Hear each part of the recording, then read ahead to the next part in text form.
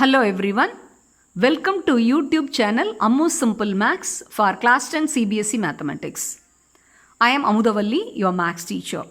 Dear students, today you are going to watch fourth video from the chapter 3, that is pair of linear equations in two variables. In this particular video, you are going to watch questions based on exercise 3.2. Are you ready to watch the video? Yes, let us move on to the video now. Yes, let me read the title. Are the following pairs of linear equations consistent or not? Justify. You have to justify your answer. This is one of the important questions in the chapter 3. It may come for either 1 mark, that is objectives, or 2 marks or 3 marks, and even for 4 marks also. So the concept behind this question is very important. So it purely speaks about the consistency of the set of linear equations. Okay. So before we step into the solution part, let us recall the meaning for consistency. Consistent. What do you mean by consistent? The term consistent tells that whether there is any solution, whether there is any answer for the particular pair of linear equations. So consistent, the opposite term is inconsistent. So consistent means there will be solution. Inconsistent means there will not be any solution. Okay, with this introduction, I want to give you some tips before step into the exact solution part. See, when the question is about the consistency, you have to recall the consistency conditions that what you learnt in the previous videos. See, I have taught you 3 consistency conditions in the previous videos. These consistency conditions are derived from the 3 ratios, that is A1 by A2, B1 by B2 and C1 by C2. These 3 ratios are derived from where? Yes, you are right. These 3 ratios are derived from the general form of the pair of linear equations. What is the general form of the pair of linear equations? A1x plus B1y plus C1 equal to 0. A2x plus B2y plus C2 equal to 0. So from this general form, so we are derived 3 ratios A1 by A2, B1 by B2, C1 by C2. With the help of these ratios, we already learned the consistency conditions that will act as tips for solving this type of question. Okay. The first tip is, when the given system is said to be consistent, there are 2 conditions. 2 conditions are holding good. If any one of the condition holds good for the particular question, then you can decide that system of equation is consistent. Okay, what is the first condition? A1 by A2 not equal to B1 by B2. Then the system is consistent. The pair of equation is consistent. And if all the 3 ratios are equal, that is A1 by A2 equal to B1 by B2 equal to C1 by C2, then also the given set of equations is consistent. More specifically, if you want to analyze, you can recall in this manner, when the first condition A1 by A2 is not equal to B1 by B2, the pair of linear equations will have unique solution. That means exactly one solution, one and only one solution. And if the second condition is holding good, when all the 3 ratios are equal, the given set of equations have infinitely many solutions. Lot of solutions will be there. That also comes under consistent system. But more specifically, you can term that as dependent consistent. So this is the tip 1. So any one of these 2 conditions must hold good to decide the given set of equations is consistent. Okay. Then, when can you say the given system is inconsistent? When there will be no solution? This is the condition. That is A1 by A2 equal to B1 by B2 not equal to C1 by C2. Then you can say the given system of equations is inconsistent. Okay. Now please keep all these conditions, these 2 tips keep in mind, and we can step into the solution part. Okay. Now, we'll go to the first question. See, before we start doing the solution part for checking for the consistency or not, we have to check that whether the given equations are in their standard form. You have to check whether the pair of linear equations are in their original format. What is the original format? That is a1x plus b1y plus c1 equal to 0 and a2x plus b2y plus c2 equal to 0. Now you see in the first question, both the equations are in their general form. So you can proceed. Okay.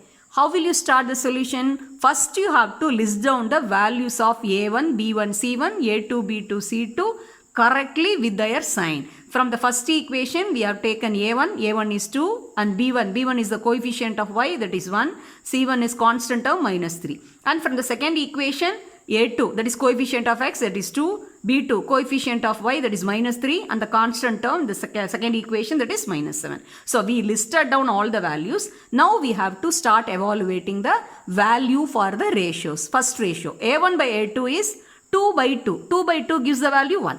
Next, b1 by b2 is 1 by minus 3, that is nothing but minus 1 by 3. See, now here we have found out only first two ratios, but it is very clear and obvious that these first two ratios are not equal. So, no need of proceeding further. That means what I am trying to say, you need not find out the value of the ratio C1 by C2. Why? Because the first two ratios are not equal. When the first two ratios are not equal, the first condition already we discussed is holding good. That is A1 by A2 not equal to B1 by B2 is applied here. So we can conclude the given pair of equation is consistent. Since A1 by A2 is not equal to B1 by B2, pair of equation is consistent. Like this you can conclude the solution part of this. This is a justification for the first question. Okay. Now let us move on to the second question. 2x minus 3y equal to 5. 6y minus 4x equal to 3. So as usual you have to check whether the given equations are in their general form. See the first equation, the constant term is on the right side. So you can rewrite by bringing it to the left side. So it becomes 2x minus 3y minus 5 equal to 0. Okay. When you observe the second equation, x term and y term got interchanged and the constant term is on the right side. So you have to bring it to the standard form. So you can rewrite like this: minus 4x, that is as the first term, and y term as the second term and constant as the third term. So minus 4x plus 6y and plus 3 when comes to the left side it becomes minus 3 equal to 0. Now these two equations are ready. The set of equations are ready. So we can list down the values of a1, b1, c1 and a2, b2, c2. Okay. After listing down the values, we have to find out the ratios. a1 by a2 is 2 by minus 4, that gives you minus half. And b1 by b2 is minus 3 by 6, it gives you a value minus half. See, after finding the two ratios, it is very clear the first two ratios are equal. Both are having the same value minus half.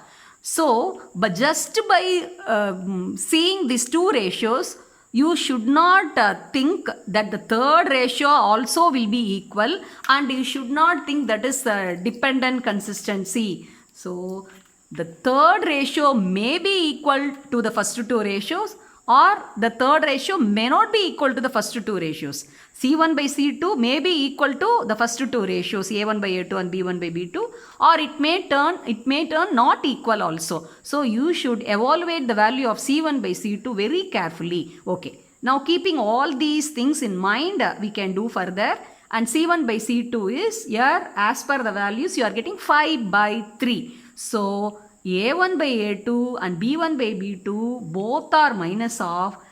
So that value is not equal to 5 by 3. So a1 by a2 equal to b1 by b2 but not equal to c1 by c2. So which condition holds good here?